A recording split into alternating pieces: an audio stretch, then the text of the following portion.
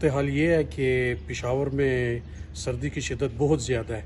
धुंध की वजह से हद निकाह जो है वो सिफर हो चुकी है और बच्चों को स्कूल आने जाने में, बड़ों को काम पर आने जाने में, दफ्तर दफातर में आने जाने में बड़ा मसला है, बड़ी ज़्यादा परेशानी है।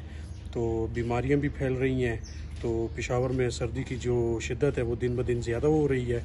तो बराए मेहरबानी ज़्यादा सफ़र से गुरेज करें और जो एहतियात की चीज़ें हैं वो साथ ज़रूर रखें ताकि सर्दी से बचा जाए और बीमारियों से बचा जाए, हॉस्पिटल से बचा जाए। ये हम सब के लिए फ़ायदेमंद चीज़ है। मेरा नाम जाहिद इलाही है और मैं पेशावर का रहायशी हूँ। और आजकल पेशावर में बहुत ज़्यादा सर्दी हुई है और बहुत ज़्यादा धुंध भी है।